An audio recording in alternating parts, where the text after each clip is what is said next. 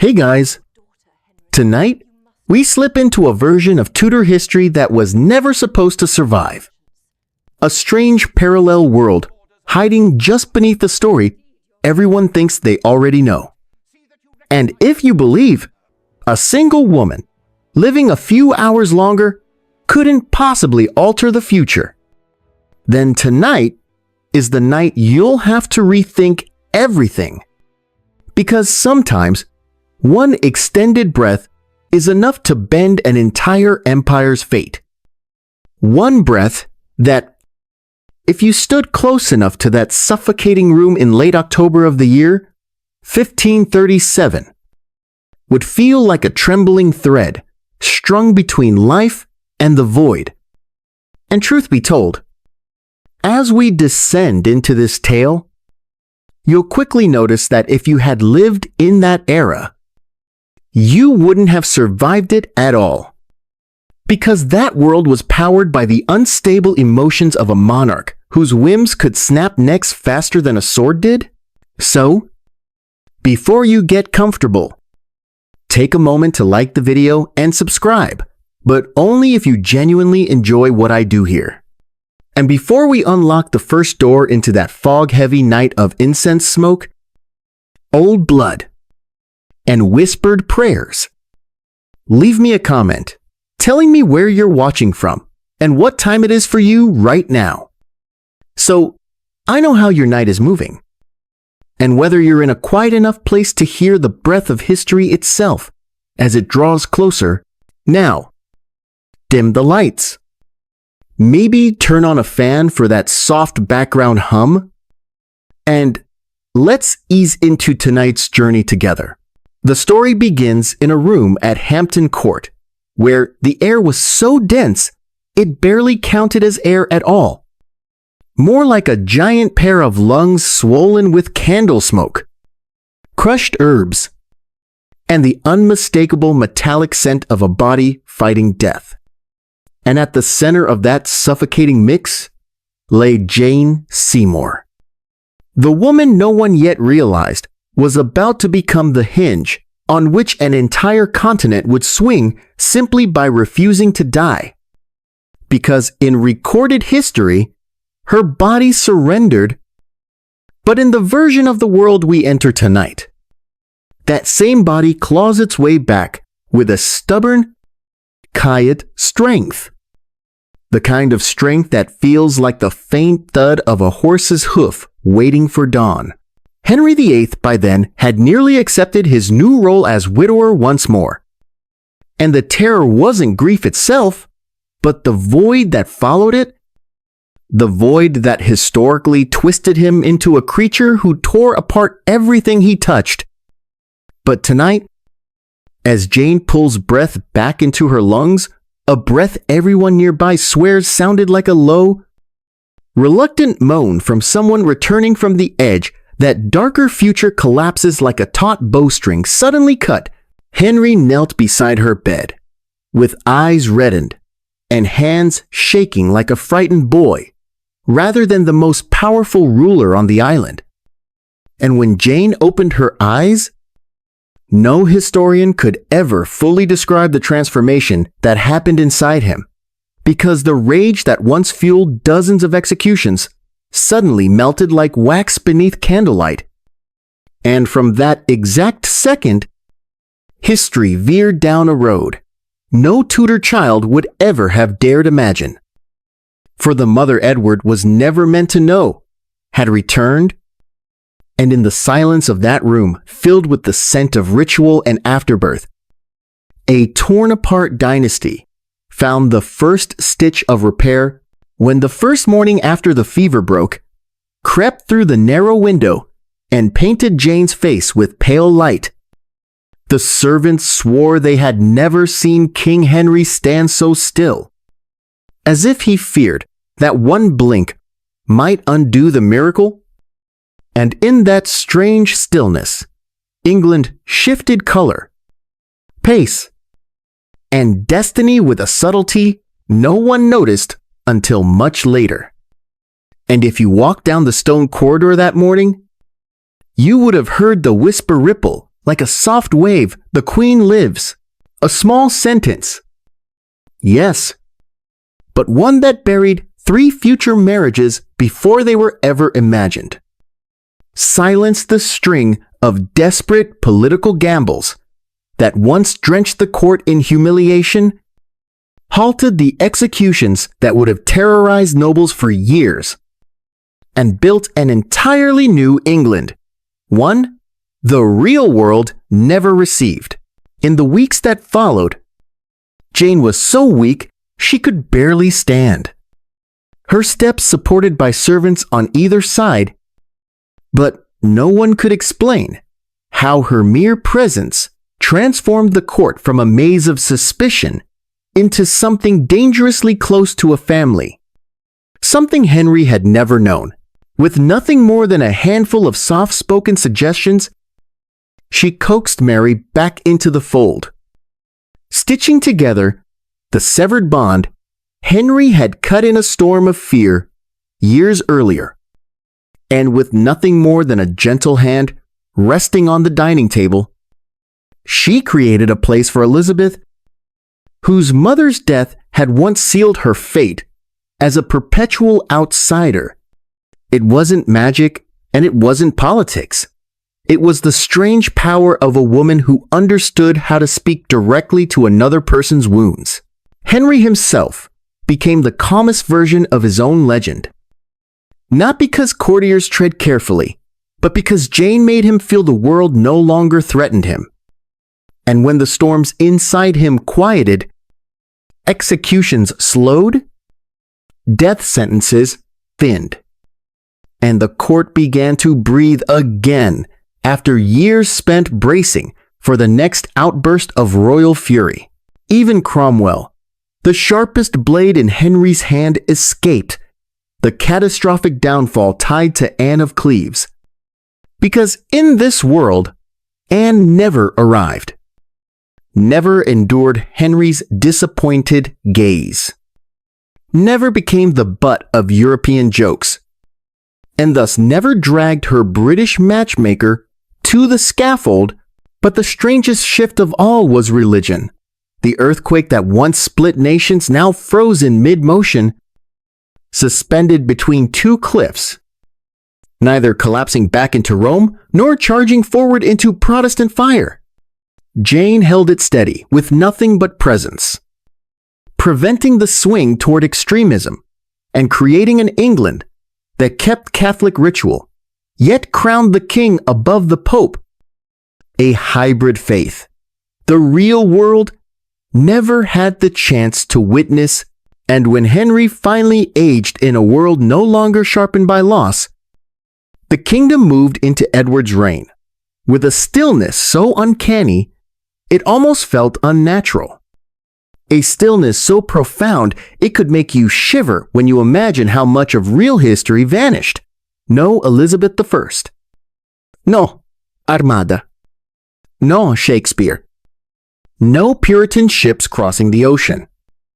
No America as we know it, all erased simply because Jane lived. And this journey has only just begun. The night the fever broke never truly ended for anyone inside Hampton Court, because even as Jane lay drifting between exhaustion and a strange, lucid calm, the court itself moved through the corridors as if waking from a nightmare they had not yet processed. A kind of collective exhale after weeks of holding in dread. And the first people to realize that the world had shifted were not the physicians or the servants, but the guards standing outside the Queen's chambers, who felt the air lighten just slightly, enough to make them exchange glances they did not dare put into words. As though they had witnessed a ghost returning to its own body and choosing to stay. Jane slept most of the morning. Not peacefully, but in long, shallow breaths that made her chest rise like a tide barely strong enough to reach the shoreline. And whenever her eyelids flickered, the midwives leaned in, terrified that the fever would surge back. But it didn't. it simply receded deeper and deeper into some far-off cave, leaving her pale but conscious, weak but undeniably alive. Henry returned again before noon, moving with a heavy, deliberate slowness that startled those who saw him. Because he looked older, not in the way grief ages a man, but in the way a miracle does, drawing out something raw and vulnerable that had been hidden beneath layers of armor and anger for years. And when he stepped into the room, he did not speak. He simply stood at the foot of the bed, watching the slight rise and fall of Jane's breathing, as if that alone was enough to hold him upright. He remembered too vividly the nights he had spent watching Anne Boleyn spiral into despair before her execution. And before that, the bitter years with Catherine of Aragon, where love had curdled into resentment, and the ghost of all that pain pressed against his ribcage, now making him almost tremble. Because for the first time in too long, something precious had been returned to him. Instead of taken away, he sat and reached for Jane's hand. And although she did not fully wake, her fingers curled faintly around his a gesture so small that it almost undid him. The palace doctors, once certain the Queen would not see another sunrise, now avoided Henry's eyes as they whispered to each other, embarrassed by their own earlier certainty, improvising new explanations for her recovery, blaming the fever's retreat on a mixture of herbs, good fortune, divine mercy, anything except their own helplessness. And in the corner of the room, the priest who had been preparing last rites quietly slipped the holy oils back into his satchel, glancing around as though someone might accuse him of arriving too soon. Outside, courtiers began drifting into the galleries, their faces brightening with the faintest suggestion of hope, as though the walls themselves, once tight with dread, were loosening. But hope in a Tudor court is never simple. And the moment word spread that the Queen had survived, the political calculations began to rearrange themselves like shifting constellations, each faction trying to determine what Jane's survival meant for their own prospects. The Seymour family walked with their heads higher, their steps more measured, knowing that the Queen's continued life made their influence not just secure, but central. And in quiet corners of the palace, those who favored Protestant reform realized with a creeping unease that Jane's conservative devotion, gentle, soft, but firm, would now anchor Henry in place like a stone buried deep in the riverbed. The winds that once carried the promise of religious revolution suddenly stilled, leaving only the muffled rustle of tapestries swaying in corridors colder than usual. Meanwhile, Jane's recovery began its slow work on Henry's heart, which had long been a battlefield of suspicion and longing. In the days that followed, he dismissed fewer servants for imagined offenses, scolded ministers in softer tones, and even allowed Cromwell to speak freely without the usual tension simmering beneath their exchanges. Something in the king seemed to settle, not fully, never completely, but enough for those around him to feel the tremor of change. Even the hounds in the courtyard barked less, as though sensing the easing of a storm that had hung over the palace for too many seasons. When Jane finally awoke for more than a few minutes, the first thing she asked for was Edward. Her voice, a whisper so faint that the midwife had to lean close to catch it. And when Henry heard, he gave the order himself, commanding the nurses to bring the infant prince to her chamber, despite their protest that she needed rest The sight of Jane holding the child, the queen, pale as winter sunlight, with the swaddled air resting in the crook of her arm, was powerful enough to draw tears from several watching servants, because in that small, fragile tableau lay the foundation of an England that would have been unthinkable mere days earlier. Jane pressed her lips to the top of Edward's head and held him as if anchoring herself to the world she had nearly slipped away from. And Henry stood watching them, his heart swelling with a sense of completeness he had not felt since the earliest days of his youth, when the throne still seemed like a blessing rather than a burden. In the weeks that followed, Jane's strength returned in increments so small they might have gone unnoticed by anyone except Henry, who measured her recovery with the devotion of a man terrified of losing her again. He began eating meals in her chamber, discussing matters of state in a low voice so as not to tire her. And the court adjusted itself around the queen's slow healing. Everything softer, quieter, as though afraid that any sudden movement might undo the delicate miracle they had been granted. Even the courtiers who disliked Jane for her gentle conservatism found themselves treading carefully, for her survival had created an atmosphere so fragile it threatened to shatter under cynicism. It was during these quiet weeks that the first signs of Jane's extraordinary influence began to show. One afternoon, as sunlight filtered through the latticed windows of her chamber, she asked Henry whether he had considered allowing Princess Mary to visit. The question was simple, but the weight behind it enormous. Because Mary had been the embodiment of old wounds, her mother cast aside, her legitimacy questioned, her pride sharpened by exile.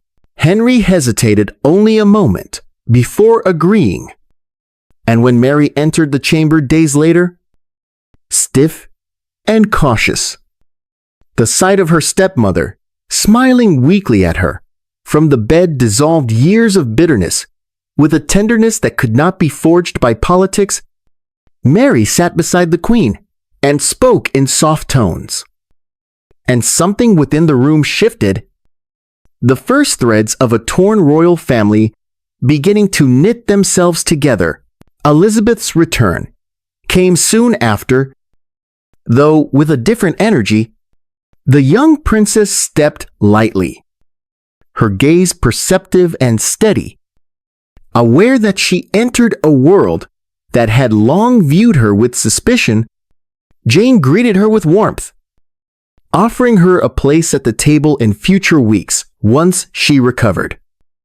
And Henry watched the interaction with a complex expression, as though unsure whether to smile or retreat into old resentments.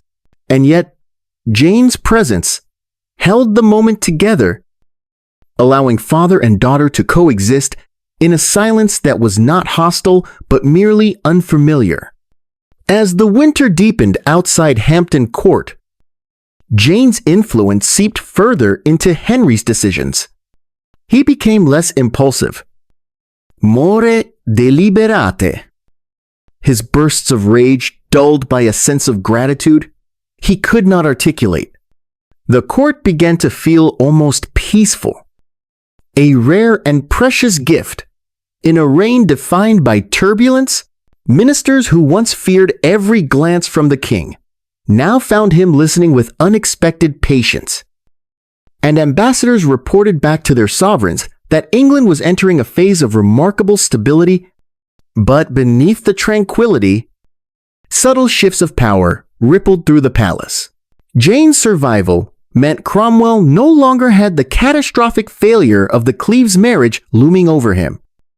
And without that downfall waiting in the shadows, his political machinery continued its work with renewed precision.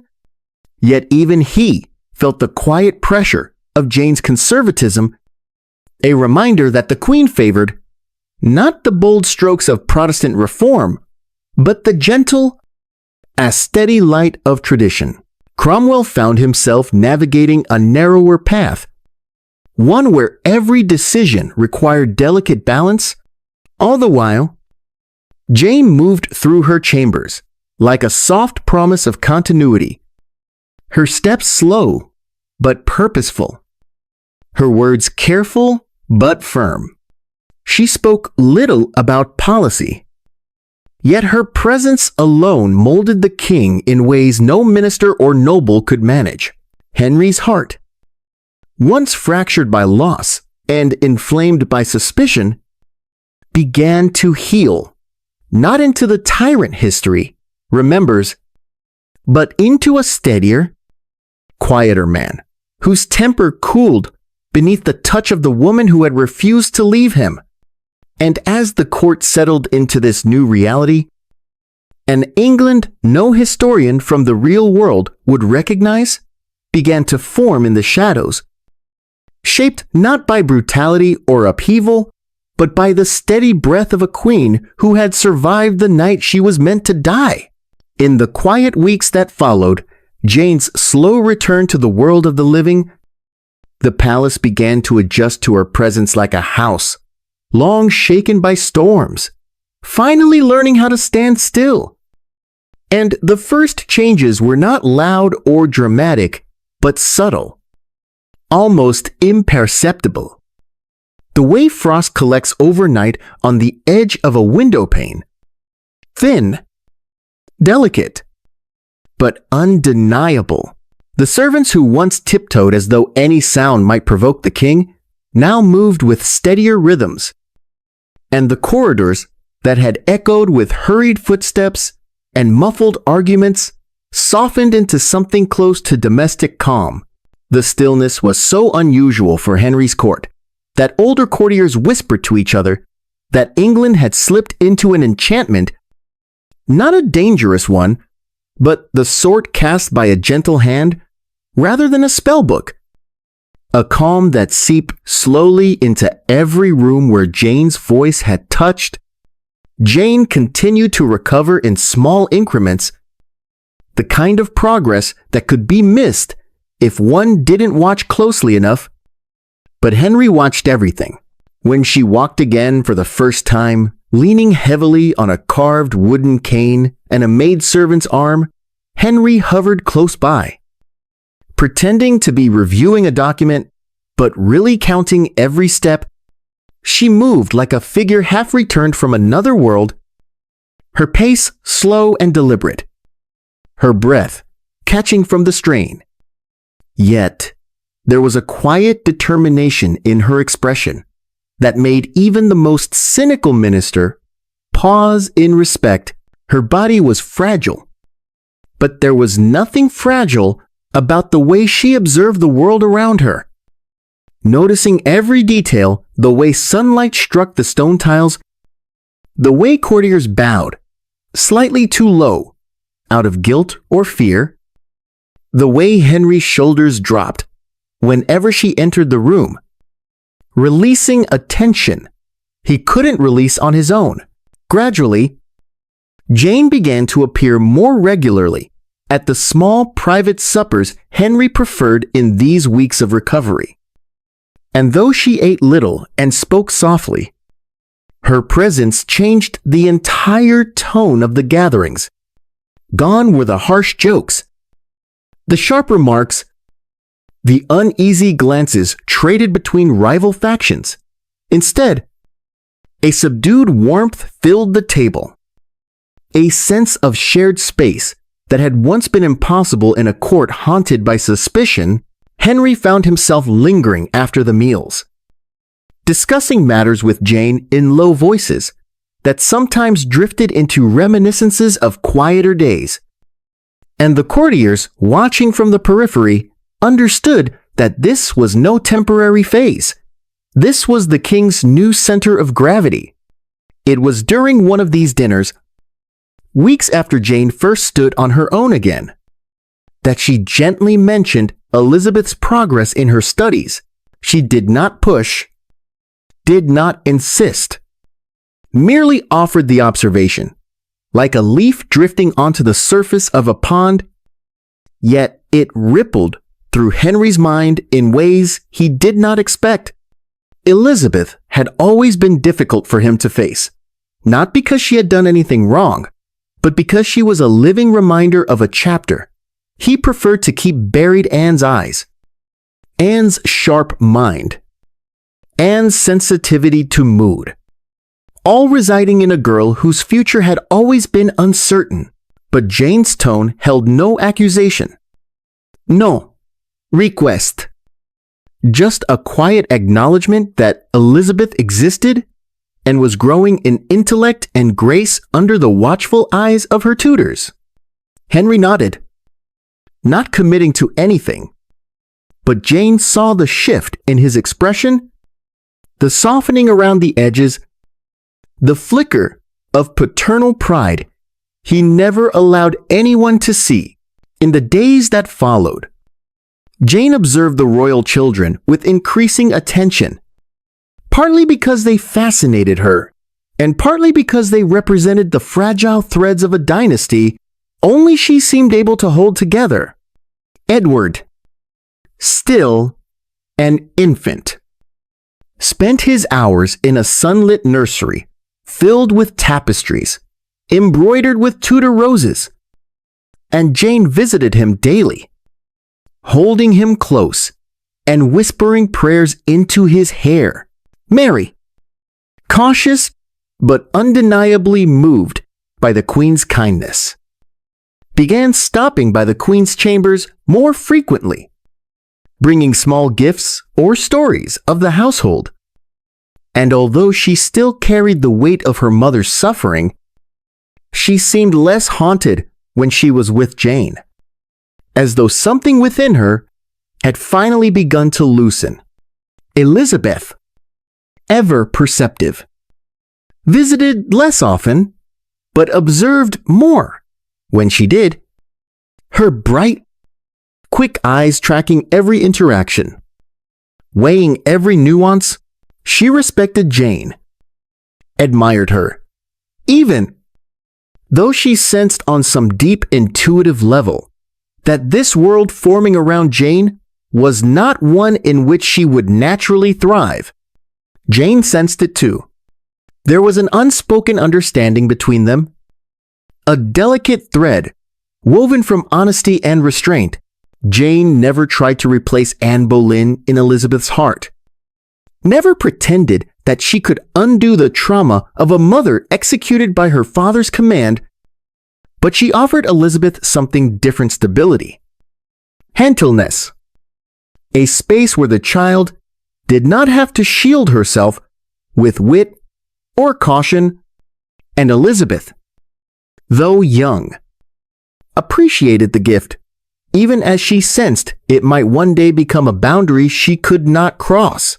Meanwhile, the impact of Jane's survival drifted beyond the nursery and quietly infiltrated the political sphere.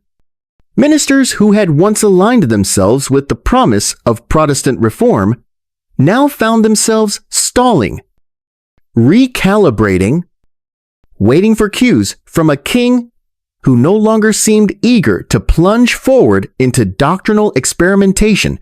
Henry, in the aftermath of nearly losing Jane, rediscovered a reverence for the old rites, the familiar structure of the Latin Mass, the comfort of rituals that had shaped his childhood. And because Jane favored these traditions not out of defiance, but out of deep personal devotion, Henry allowed the kingdom to rest in that middle place where neither Rome nor Wittenberg held full sway. Cromwell felt the shift most sharply, sensing that the rapid momentum he had built under Anne Boleyn was now slowing, though not in a way that threatened him directly. Instead, it forced him into a landscape where every step required caution, where the Queen's gentle conservatism prevented him from pushing too hard or too fast. Jane never confronted him, never scolded him, but the way she asked Henry questions softly, innocently, but with pointed intention, made Cromwell aware that the balance of power had subtly tilted. He was still indispensable. Still the king's most efficient minister. But he was no longer steering the ship alone. Jane had become a compass, a quai but indéniable, force guiding Henry's decision. Outside the palace walls, the people of England reacted to the news of Jane's recovery with a kind of cautious relief. Rumors drifted through taverns and marketplaces the queen had survived. The prince had a mother. The king had softened. The realm might finally find its footing. Priests whispered prayers of gratitude. And even those who disliked the king's break with Rome felt comfort in knowing that the queen favored the old faith, believing perhaps that she could sway the king back toward the familiar path. The realm, for the first time in years, felt something approaching stability. Though no one yet understood exactly how profound the consequence of that stability would become, as winter melted into early spring, Jane's ability to walk improved, and she began taking slow strolls through the palace gardens, leaning on her cane. While servants hovered nearby, Henry often joined her, and their walks became a kind of public symbol of unity, queen and king moving together through the pale sunlight. Speaking softly, sometimes stopping to watch Edward being carried by his nurse through the courtyards. Courtiers watched them from balconies and windows, noting how Henry's face softened whenever Jane spoke, how his steps matched hers, how he seemed to become a quieter, more reflective version of the man they had once feared. And yet beneath the serenity, something unspoken brewed in the deeper chambers of the palace, a sense that this fragile peace was not merely a pause in history, but the beginning of an entirely new trajectory, one that erased the storm, that should have come and replaced it with a long, steady, unremarkable calm. The tragedies that once forged legends were gone. The fires of future queens extinguished before they could be lit. The brilliance and brutality that defined the second half of the Tudor era replaced by a muted, even-toned world, where Jane's gentle survival acted as both blessing and anchor. Henry sensed it too. Though he did not have the words for it, at night, as he watched Jane sleep beside him, her breath steady now, her skin cool, and no longer flushed with fever, he felt both comfort and a strange unease, as though he had been spared a great storm, without realizing that the storm's absence might alter everything that was meant to follow. But for now, he pushed the thought away, allowing himself to sink into the first genuine peace he had known in years, unaware that the cost of that peace would echo through generations, reshaping not only his children's fates, but the fate of an entire world. Jane herself felt none of the dread, only a deep, serene gratitude for a life she had nearly lost. And as she moved through her days with quiet purpose, the court adjusted around her brightness in ways neither she nor Henry fully understood. Edward grew. Mary softened. Elizabeth observed. Cromwell recalculated. And England slowly, almost silently, began to drift into a future where fire no longer forged its rulers, but where gentleness, for the first time, held the power to reshape a kingdom. The spring that settled over Hampton Court, after Jane's recovery, carried a strange kind of quietness, not the eerie quiet of dread or mourning, but something far more unusual for a Tudor palace, a quiet with softness in it, as though the walls themselves had decided to rest after years of absorbing shouts, accusations, and the heavy footfalls of guards rushing toward another arrest.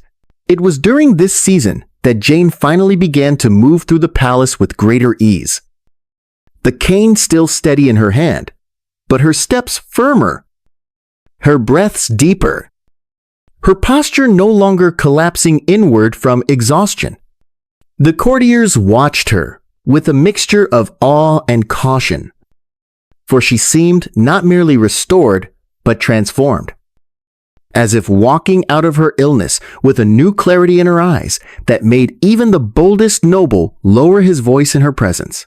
Henry accompanied her, often now, no longer out of fear that she might collapse, but because her company had become a refuge from his own thoughts, which had grown quieter since the night she survived, but had not disappeared completely. Jane's presence acted as a dam holding back the darker currents of his temperament. And those currents, when left alone, had shaped the collapse of 2 marriages and the downfall of countless subjects. Yet beside Jane, the king behaved almost gently. The storms in him restrained not by force, but by something closer to devotion. And in a court that had long been ruled by fear, this gentleness spread like warm smoke, infiltrating places it had no business reaching. This new tenderness manifested in unexpected ways.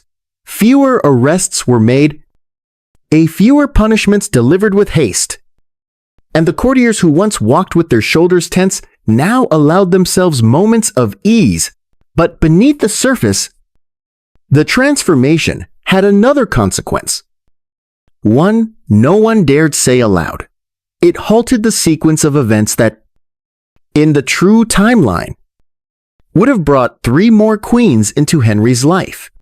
The absence of those women, though invisible to the people around them, cast long shadows in this alternate England, shaping the edges of its future in ways both profound and irreversible. Anne of Cleves, for instance, existed now only as a name in diplomatic correspondence.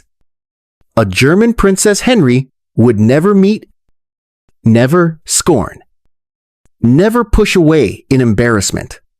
Cromwell, who had once gambled everything on bringing her to England, now found himself navigating a political landscape without that catastrophic miscalculation, an absence that saved him but also bound him. Without the failure of the Cleves marriage to topple him, Cromwell remained in power. Yet that very stability placed him under the quiet but unyielding influence of the Queen, whose conservative voice steadied the king in moments where Cromwell might once have guided him toward drastic reforms. Catherine Howard was another ghost in this new world.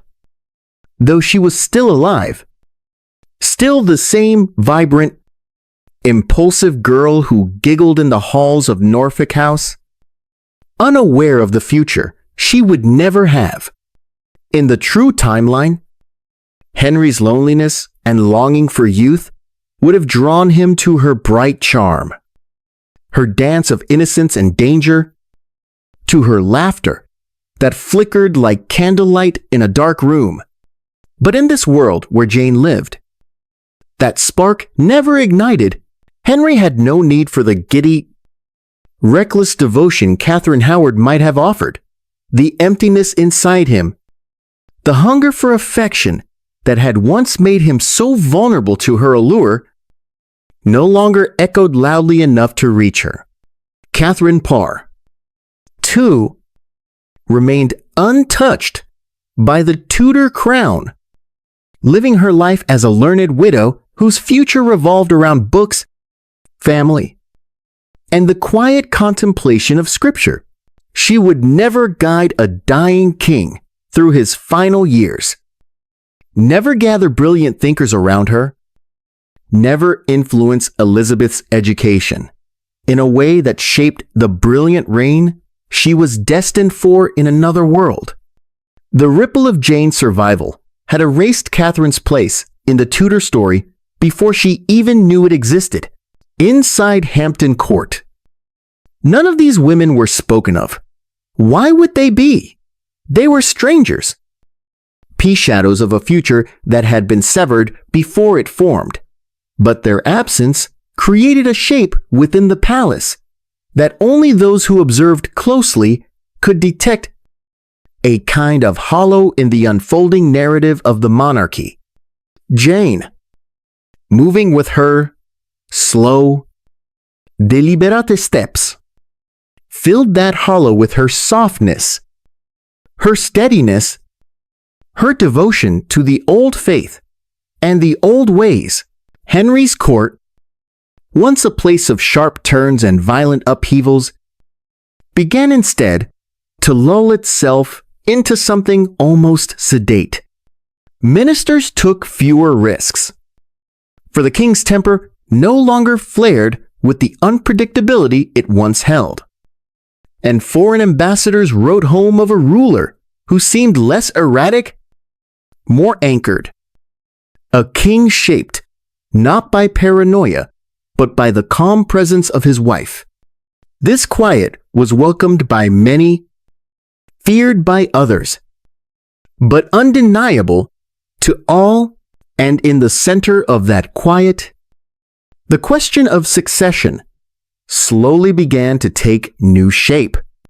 In the original timeline, the death of Jane Seymour left Henry hungry for more heirs, a hunger that propelled him into 3 marriages, shaped alliances, toppled families, and tore his kingdom's stability apart. But now, with Jane alive and Edward healthy, Henry felt no such desperation.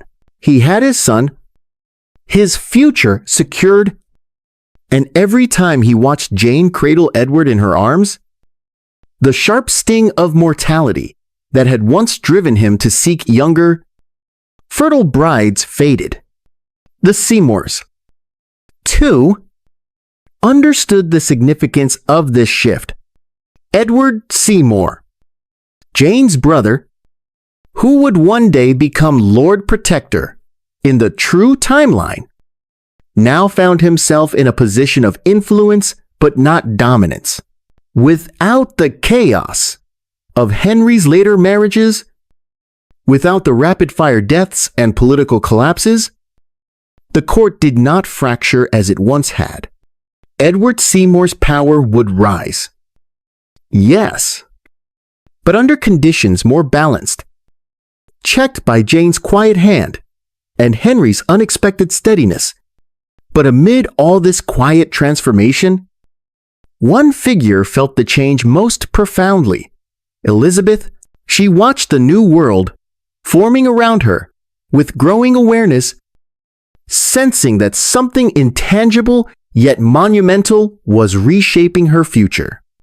In the true timeline, Elizabeth's survival depended on the chaos that followed Jane's death, the instability, the failures of later queens, the religious swings, the need for a stabilizing monarch who could embody England's hopes. But here, in this softened court, Elizabeth found herself fading. Not because anyone wished her harm, but because the world no longer needed the brilliance she possessed. Jane treated her with warmth, but it was the warmth of someone who believed Elizabeth's destiny lay somewhere quiet. Perhaps in a marriage suited to her station, perhaps in a life of careful devotion. Not on the throne. Henry, soothed by Jane's presence, he looked upon Elizabeth with less suspicion, but also with less necessity. She felt it deeply in the way the council spoke of Edward, in the way Mary was rising once more in her father's eyes, in the way the atmosphere of the court no longer crackled with the tension that had once forged her into steel. One afternoon, Elizabeth wandered into the palace gardens, where Jane sat with Mary, discussing matters of faith and daily routine. The sunlight filtered through the budding leaves, casting shifting patterns across the gravel path. Elizabeth approached them quietly, and Jane greeted her with a gentle smile, motioning for her to join. Mary's expression softened, though still tinged with caution, for the wounds between their mothers left scars neither girl could fully escape. Elizabeth listened as Jane spoke of Edward's progress, the kingdom's prayers, the importance of unity. Jane's voice was soothing, like a lullaby offered to a restless child. But beneath that softness, Elizabeth felt a quiet realization settling in her bones. She was not the center of this world. She was a distant star in a constellation that no longer depended on her light. As days passed, this understanding deepened. Elizabeth continued her studies: Latin, Greek, theology, rhetoric, pushing herself with a drive that felt almost desperate. As though she believed knowledge alone might carve her a place in a kingdom that had begun to overlook her. Yet every time she observed her father standing beside Jane, every time she saw Edward being carried through the halls like a precious relic, she felt the shape of her life narrowing, her possibilities shrinking. But Elizabeth was no ordinary girl. Even as she sensed her diminishing importance, she watched the court with sharp, discerning eyes, absorbing everything: the movements of the council, the quiet influence Jane exercised over Henry, the subtle shifts in religious policy that reflected Jane's preferences. She understood, even then, that power did not always announce itself with noise. Sometimes it breathed quietly in the chambers of queens who spoke softly, who guided with a tilt of the head rather than a decree.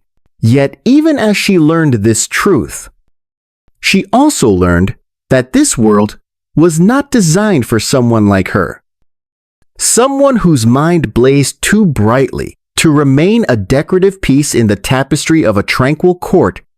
And as these thoughts settled like dust over her days, the kingdom continued its gentle drift into a future shaped not by fire, but by calm, not by upheaval, but by the steady pulse of a queen who had survived when she was meant to die. Jane's survival had become the anchor of a realm, and in anchoring it, she had changed the winds that once would have carried Elizabeth toward destiny. Instead, those winds softened, fell still, and left Elizabeth standing in their absence, waiting for a storm that would never come. As the months drifted onward, something in Henry began to shift in ways so subtle that even those closest to him could barely articulate what they were witnessing. And yet the change seeped into every room, every decision, every breath of the palace, like warmth slowly entering a house that had been frozen for years. The Henry, who emerged from the shadow of Jane's near death, was not the fearsome creature history had molded through loss and anger. He was a man softened around the edges. The sharpness of his temper, dulled not by age alone, but by the quiet presence of a woman who had nearly slipped away from him. To understand this transformation, one only had to look at the way he stood. Now, his shoulders no longer carried the weight of imagined betrayals. His gaze no longer snapped with suspicion when a minister hesitated or a servant stumbled, and his very footsteps, once thunderous and impatient, took on a steadier, almost contemplative rhythm. It was not that Henry had become gentle. He was still a king, still accustomed to obedience and the dignity of his crown. But the violence that had once simmered beneath his skin had less room to grow. Jane had carved out a space within him where rage could not settle. a space filled with something quieter. Something that felt dangerously close to peace. Those who served him noticed that decisions once made in bursts of fury were now weighed with care. That punishments no longer spilled from his tongue without restraint. And that when problems arose, he considered solutions that did not involve blood. Even the guards assigned to the tower remarked that the king's commands had grown less frequent, as though the machinery of death that had once been fed with the lives of nobles and commoners alike had begun to starve. The court reacted to this new version of Henry with a mixture of relief and disbelief, for they had grown accustomed to the unpredictability of a king shaped by dissatisfaction and grief, a king who saw conspirators in the shadows of his grief-darkened mind. Now, ministers approached him with papers in hand and found him genuinely listening, tilting his head slightly as if considering their words rather than preparing to explode at the smallest provocation. In private meetings, Cromwell observed the king with the wary curiosity of a man studying a dangerous beast that had inexplicably stopped growling, unsure whether the calm was a temporary illusion or a permanent transformation. Yet Ewan Cromwell, with all his political caution, could not deny that Henry's steadiness was real, anchored firmly by the gentle hand of his recovering queen. This stability had consequences that rippled outward in ways no one expected. Alliances once forged or broken through Henry's emotional storms now settled into a more predictable pattern, giving foreign ambassadors the impression that England was entering a new era of diplomatic reliability. Reports sent back to France and the Holy Roman Empire carried notes of surprise. The English king, long infamous for his erratic decisions, appeared suddenly measured, less inclined to sever ties or pursue radical policies. Though the Lutheran princes of Germany hoped to pull Henry further into the Protestant orbit, they found themselves increasingly frustrated. For the king, guided quietly by Jane's conservatism, lingered in a middle ground that offered neither full allegiance nor outright rejection. Yet beneath this newfound calm was a man still wrestling with the echoes of who he had been. Henry often lay awake at night, listening to Jane breathe beside him. The steady rhythm of her chest, a reminder of how close he had come to losing her. And in those moments, he felt both gratitude and a nameless fear that if she slipped away again, the darkness within him would return, sharper than ever. It was this fear, more than anything else, that restrained him. He clung to Jane's presence as if it were the only thread holding him to his better nature. And the court felt the tension in this devotion, the sense that Henry's peace was fragile, dependent not on inner transformation, but on the survival of the woman who anchored him. As the king leaned more heavily on Jane, he also became less responsive to the manipulations of ambitious courtiers. And the factions that had once thrived in the chaos of Henry's grief now found themselves with little room to maneuver. The conservative faction, bolstered by Jane and the Seymour family, quietly strengthened its influence, shaping the religious atmosphere of the court with a gentle but persistent pressure. Meanwhile, Cromwell and the reformists navigated this shift with an increasingly delicate balance, recognizing that their earlier momentum had slowed, but also understanding that their survival depended on their ability to adapt to a king who no longer acted out of desperation. Even the architecture of daily life changed. The court no longer moved from palace to palace in restless cycles, driven by Henry's shifting moods. Instead, it settled into a quieter rhythm, centered around Jane's recovery and Edward's growth. Feasts became less extravagant, gatherings more intimate, and the evenings, once punctuated by tense conversations or the abrupt disappearance of unfortunate nobles, now unfolded with calm, the candlelight flickering across faces that no longer braced for sudden disaster.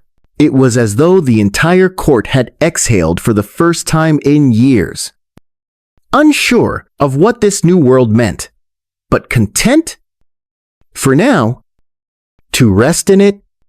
Yet for all its tranquility, this new Henry was not merely the result of softened emotions. He was also a man finally permitted to imagine a stable future with Edward healthy and Jane alive. Henry no longer carried the crushing fear of a dying dynasty. The fear that had once driven him into the arms of Anne Boleyn with such destructive urgency, now, as he watched Jane cradle their son, he saw a future not built on frantic decisions, but on continuity. A future in which England need not be reshaped through fire, but stability carries its own price.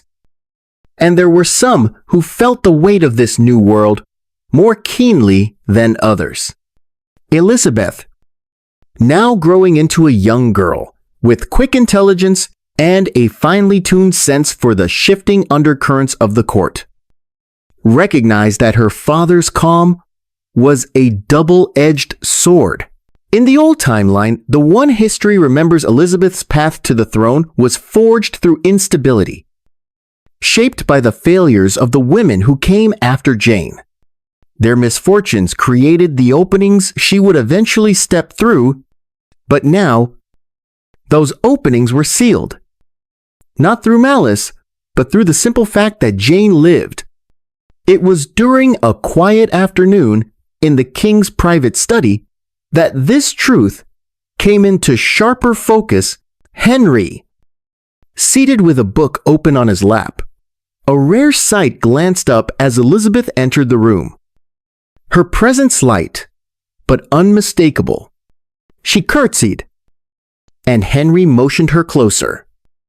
Asking about her studies, she answered with poise, reciting the progress she'd made in Latin and the passages she'd memorized from classical texts. Henry nodded, impressed, yet his expression held a distant quality, as though he admired her intellect, but could not quite connect it to the future of his kingdom. Elizabeth sensed the distance immediately. It was not cold. It was simply a lack of necessity. She was impressive, but not essential. This subtle shift in her father's regard forced Elizabeth to look inward more deeply than any child her age should have needed to. She studied harder, spoke more carefully, observed more closely. If she could not be the burning star at the center of England's future, she would at least be the one who understood every corner of its sky. Meanwhile, Mary thrived under the new climate. Her faith aligned with Jane's devotion, her place in the royal family gently restored by the Queen's persistent warmth. Henry spoke of her with a pride he had not shown in years. And Mary, long accustomed to exile and humiliation, walked through the palace with shoulders lifted, no longer shrinking from the shadows cast by her father's anger. Jane had brought the fractured pieces of Henry's family together, and in doing so, had reduced Elizabeth's significance without ever intending to. As Henry grew more comfortable in this new version of himself, he also became more introspective, questioning decisions he had made in the storms of his earlier years. At times, he spoke to Jane in the darkness of their chamber, asking whether things could have been different with Catherine of Aragon, or whether he had been too harsh with Anne.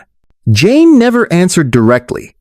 She knew better than to reopen wounds, but her silence was a soft invitation for Henry to reflect on his own deeds without collapsing under their weight.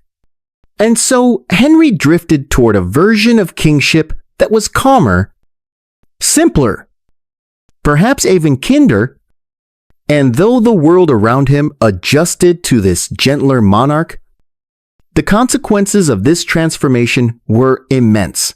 Without the violence of his later marriages, without the tumult that pushed England into religious extremes, without the rapid succession of queens who filled the void Jane had left in another world, the kingdom's identity quietly rooted itself in a middle ground, a place where the old faith lingered like incense, and the new faith murmured at the edges, but never rose to flame.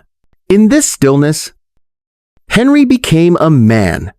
History never knew a king whose monster never fully awakened, whose rage never consumed his humanity, whose legacy was shaped not by fear, but by the woman who lived when she was meant to die. And as the seasons turned, as Jane walked stronger and Edward grew taller, the court began to understand that this gentler version of Henry was not a temporary reprieve, but the foundation of an era that would alter the future of England in ways none of them, least of all, Henry himself could yet see.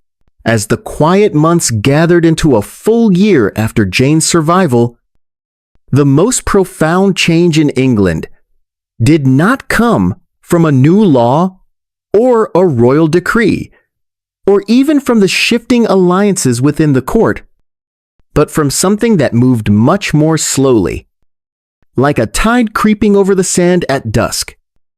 Its arrival, barely noticeable until the entire shoreline had been remade. The English Reformation, an upheaval that, in the world history remembers, tore through the kingdom with the force of a storm, had begun to settle into a strange, motionless middle ground. It neither advanced nor receded, nor did it ignite into the fierce doctrinal battles that once defined Henry's later reign. Instead, under the influence of a queen whose life had been snatched back from the jaws of death, the transformation of England's soul simply stopped. It was not halted by a proclamation or a council decision, but by the steady, persistent presence of Jane Seymour, whose devotion to the old faith worked like a soft pressure on the king's conscience. Not enough to humiliate him or challenge his authority, but enough to guide his feet back toward the familiar rituals of his youth. Jane never demanded that Henry return to Rome. She knew well that the break was permanent, baked into the fabric of his pride and his sovereignty. But she gently encouraged him to embrace the reverence, the dignity, and the ceremonial beauty of the faith that had shaped his earliest understanding of the world. Henry, still operating within the glow of gratitude for her continued life, found himself moved by her quiet piety. He attended Mass more frequently now, his mind less attuned to the political implications of his attendance and more focused on the sense of order it brought him. The way the Latin prayers seemed to settle the restless corners of his thoughts. He watched Jane kneel, with her hands folded and her eyes lowered. And in her posture, he felt not subservience, but serenity, a serenity he longed for. Perhaps even envied? Meanwhile, the reformists at court felt the air grow steadily colder. Thomas Cranmer, gentle and brilliant, a scholar shaped by years of studying Luther and Zwingli, found himself in a peculiar limbo. His ideas were no longer forbidden, yet neither were they welcomed. They floated instead, like suspended dust motes in a cathedral, visible only when a beam of sunlight struck them at the right angle.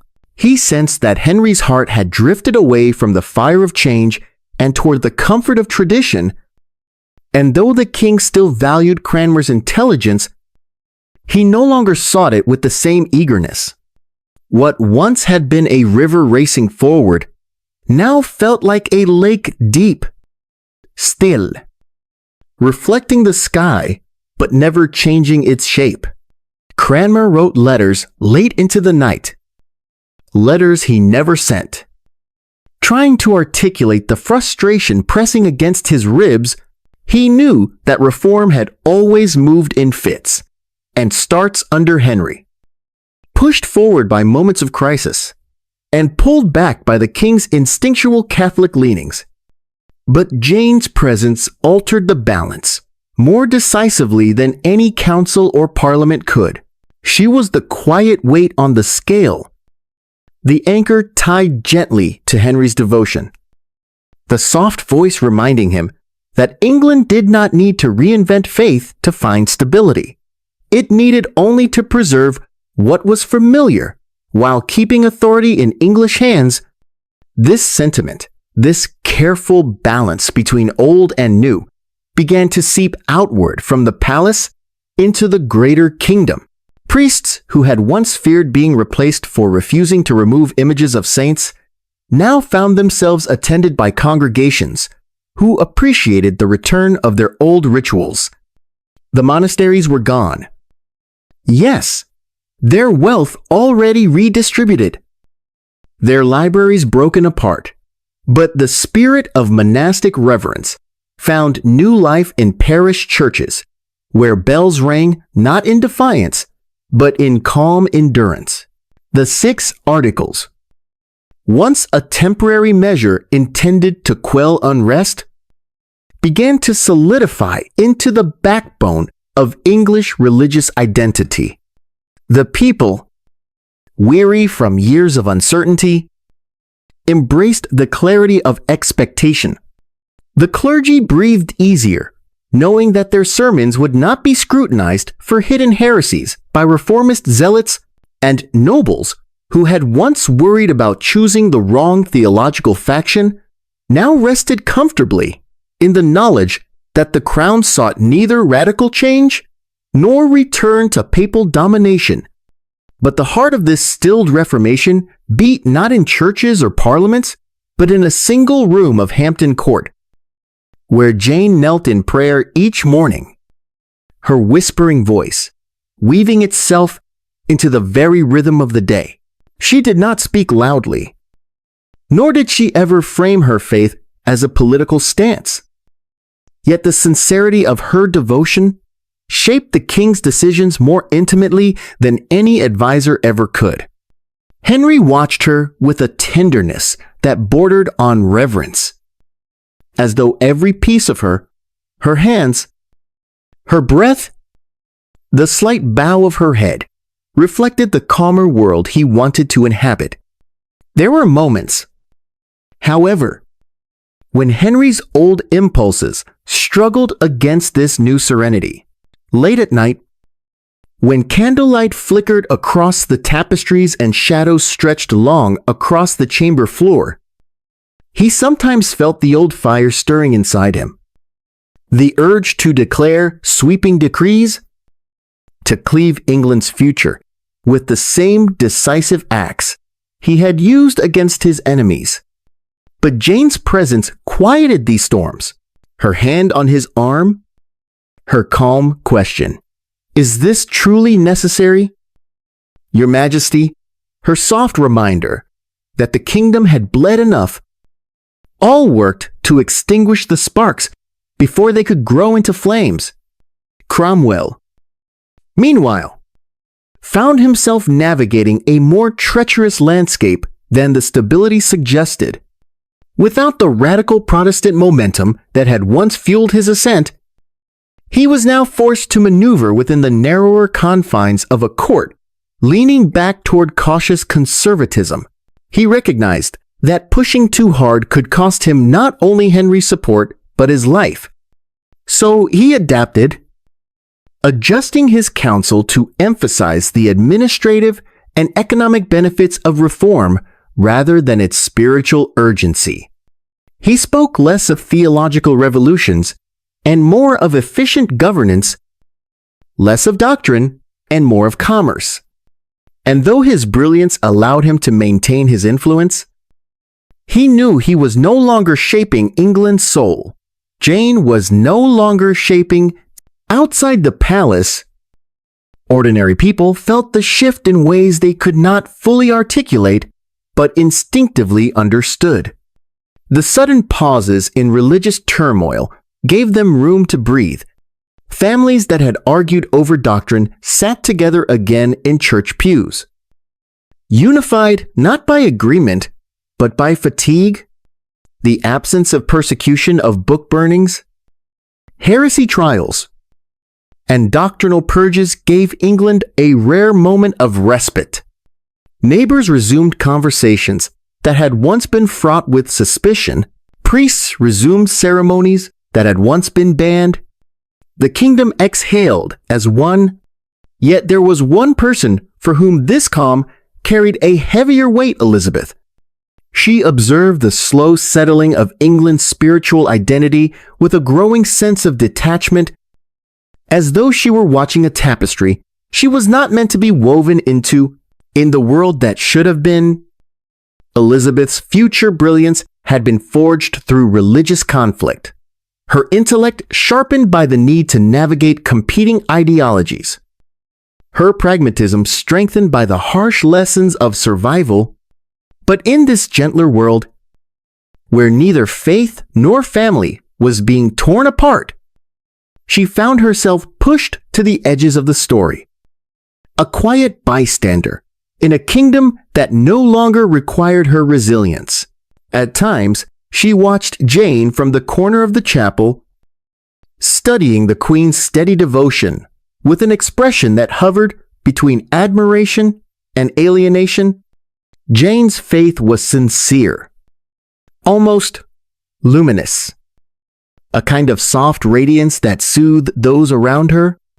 But Elizabeth understood instinctively that this radiance was not hers to inherit. The England forming under Jane's influence had no place for a queen forged in fire. It needed daughters who would marry well, not daughters who would rule. And yet Elizabeth's mind, sharp, inquisitive, uncontainable, could not be softened by the calm around her. She continued to read voraciously, absorbing theology, philosophy, languages, history, anything she could get her hands on. Aware, even at her young age, that knowledge was her only true sanctuary. The more she read, the more she sensed that the tranquility of this New England, like a lake with no wind, might one day suffocate her. Meanwhile, Jane herself saw none of these tensions. She moved through her days with the serene conviction that she was helping to heal a kingdom, unaware that in doing so, she was shaping a future that would silence one of England's greatest voices before it could speak. Her influence, quiet but powerful, continued to guide Henry toward caution, toward patience, toward the preservation of the old order. Thus England entered a new era, not one of reformation or revolution, but of stillness, of gentle ritual and restrained ambition, of faith held steady by the breath of a queen who had been given back to the world when she should have left it. And in this stillness, the fate of the kingdom shifted so profoundly that even the angels watching from above might have leaned closer, wondering what would become of a land where change had been lulled to sleep. As the years continued to drift forward with the same quiet steadiness Jane had woven into England's bones, the true measure of her survival revealed itself not in Henry's softened temper or in the frozen landscape of England's religion, but in the silent reshaping of his children's futures, each one altered by the Queen's breath, the night she refused to die. Edward, now toddling through the corridors, with a nurse trailing behind him and a small wooden rattle clutched tightly in his fist, grew into a child, surrounded by a peace no Tudor heir before him had ever known. There were no rival queens hovering over his cradle, no anxious factions pressing their loyalties into his small hands, no whispers of instability clinging to his every movement. Jane's arms were always open to him, her voice always gentle, and the calm of her presence settled around the prince like a soft blanket, creating a childhood untouched by the fear that had once threatened to swallow the dynasty whole. Mary, in her quiet resilience, and began to bloom again under the queen's soft and persistent kindness. The bitterness that had once wrapped itself around her heart like a bramble loosened, if only slightly, and the haunted expression she had worn since her mother's fall softened into something livable. With Jane, she found not a replacement for Catherine of Aragon, but a kind of redemption, and a reminder that affection did not always end in suffering, that loyalty did not always come at a cost. She walked through the palace halls with a steadier breath, the weight of her faith now supported rather than threatened, and Henry, lulled by Jane's influence, looked upon his eldest daughter with a gentleness he had long forgotten how to feel. In this world, Mary bore no scars carved by suspicion, no flames of persecution waiting in the future, only the soft outline of a life where she was respected, welcomed, and no longer forced to fight for her place. But it was Elizabeth, bright and alert, who felt the deepest reverberations of this new world. For in the stillness Henry and Jane had created, she sensed an absence where turmoil once would have forged her into the formidable figure history remembers. She moved through the palace like a small flame trapped under glass, visible, flickering. But with no air to grow, her tutors praised her, noting the precision of her Latin and the sharpness of her rhetorical mind. Yet even they sensed that the brilliance gathering behind her eyes had nowhere to go. England no longer needed a daughter who could rule. It needed a daughter who could obey. The disasters that should have made room for Elizabeth's rise, the failures of later queens, the chaos of religious upheaval, the desperate need for a steady hand had been smoothed away by Jane's survival. And Elizabeth found herself drifting into a future that narrowed each time Jane steadied Henry's heart. There were afternoons when Elizabeth watched Mary kneeling beside Jane in the chapel, the candlelight flickering across their faces, illuminating their shared devotion. And she felt an ache she could not yet name. She respected Jane's faith. It was sincere, luminous in its quiet beauty, but Elizabeth felt no reflection of herself in it. She stood slightly apart, her hands clasped, her mind wandering not toward prayer but toward questions. No one encouraged her to ask questions about destiny, power, and the peculiar emptiness that settled over her every time she imagined her future in this gentle, unchanging world. Henry loved her, but not with the urgency of a king looking toward succession. He loved her with the polite affection of a father, certain his legacy no longer depended on her survival. And although Elizabeth did not yet have the words to articulate this truth, she felt it in her bones, felt the way the corridors seemed to narrow around her steps, felt the way conversations shifted away when she approached. I felt the way her place in the family portrait of this alternate England seemed fixed on the edges rather than at its heart. Jane, for all her kindness, did not see this shadow forming.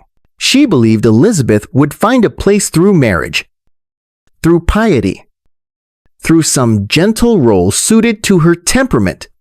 She did not realize that Elizabeth's mind was built not for quietness but for storms, not for obedience but for command.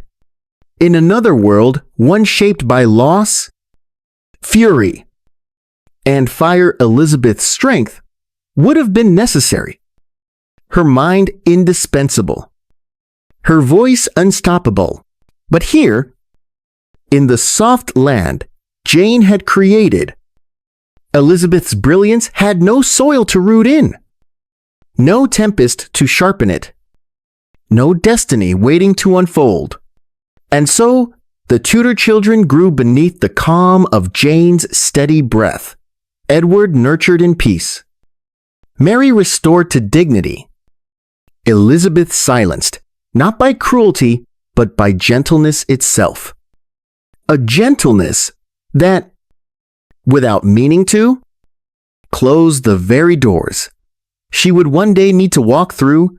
As England settled deeper into the gentle orbit shaped by Jane's survival, the rest of Europe began to feel the shift, as though a subtle change in the wind had altered the course of an entire season. A shift so quiet that no ambassador could easily explain it, yet unmistakable in the letters they sent back to their monarchs. The England that once seemed poised on the edge of every great conflict now felt strangely still, its king calmer, its court steadier, its religious pulse beating in a soft, predictable rhythm rather than the fractured tempo of reform and backlash that had once echoed across the Channel. The storm many European powers had anticipated, the fierce struggle between England's Protestant ambitions and the Catholic might of Spain and the Empire, simply never came. Instead, Henry's court drifted gently toward a cautious friendship with the Holy Roman Empire, guided partly by Jane's devotion and partly by the Seymours' quiet preference for alliances rooted in old loyalties rather than new revolutions. Ambassadors from Spain, once wary of Henry's unpredictable temper and dangerous flirtation with Lutheran ideas, now found the king almost agreeable. His conversations less laced with threat and more with the kind of measured confidence that came from knowing one's heir was safe, one's queen was living, and one's legacy was no longer hanging by a thread. Spain saw an England no longer lunging toward Protestant fire, and the Empire saw an island choosing steadiness over upheaval. And together, they began to treat England not as a rogue element, but as a partner whose inclinations leaned gently toward their own orbit. The ripple of this new balance reached far beyond diplomacy. Without the volatile swings that once defined Henry's later years, England did not become the breeding ground for radical Protestant thinkers. Nor did it produce the theological exiles whose ideas would one day find harbor in Geneva and beyond. The seeds of Puritanism, rather than scattering wildly, remained dormant in soil that no longer favored their growth. The grand debates that once raged across Oxford and Cambridge, fueled by passionate young minds wrestling with the future of Christian doctrine, now softened into discussions framed more by caution than conviction, more by tradition than innovation. This quiet had consequences no one could fully grasp at first. In Spain, the specter of an English alliance with the Protestant rebels in the Netherlands slowly evaporated, stripping the Dutch cause of a powerful future ally. In France, whose kings had once watched England's religious turbulence with both opportunity and dread, the absence of English instability removed a pressure point that had shaped decades of French policy. And in Rome, whispers circulated through candle-lit halls that King Henry, though still head of his own church, was drifting back toward the familiar gravity of Catholic ritual, not in obedience but in spirit, guided by a queen whose piety did not challenge his authority, but soothed it. Yet the most profound absence lay across the sea, where the world that would one day become America remained untouched by the ships that, in another timeline, carried the restless souls seeking refuge from England's religious fires. The great Puritan migrations, born from persecution and idealism alike, never materialized. No England fractured by doctrine meant no exodus. No colonies carved out by men and women clutching their Bibles in trembling hands. The coastline that would one day hold Plymouth lay silent, waiting for settlers who would never come. And the future United States, its identity shaped by escape, faith, rebellion, and reinvention, began as an empty space in this new world. An absence so vast it would reshape the course of continents. England, for its part, did not look westward with ambition. A kingdom content with its stability rarely seeks new lands. And this England, anchored by the gentle pulse of Jane's influence, felt no hunger for expansion. Its energies turned inward, toward domestic calm, toward the quiet cultivation of a dynasty that no longer needed to prove its legitimacy through conquest or daring ventures. And through all this, Elizabeth watched with an uneasy awareness that the world she might one day have ruled was dissolving into something unrecognizable, its edges worn smooth by the very tranquility that had preserved her family. She sensed, perhaps more than anyone, the enormity of what had been lost, a future where England rose through fire, where ideas clashed so violently that new cultures were born from the ashes, where the boldness of a single queen could alter the fate of nations. But in this gentler world, there was no space for such transformation. The storms had been quieted before they ever began, and somewhere, beneath the calm surface of this peaceful England, the future held its breath, wondering what becomes of a world where the fire meant to forge it had been extinguished long before the flames could rise. In the final years of what history should have recorded as catastrophe, but instead preserved as quiet survival, the kingdom settled into a rhythm so steady it seemed to hum beneath the stones of Hampton Court. Low, constant pulse, shaped not by battles or rebellions, or the rise and fall of queens, but by the gentle endurance of one woman who had refused to die. Jane's presence, once fragile as a candle, wick trembling in a draught, had become woven so tightly into the fabric of England that the court could no longer remember a time when her quiet influence had not softened every corner of the monarch's life.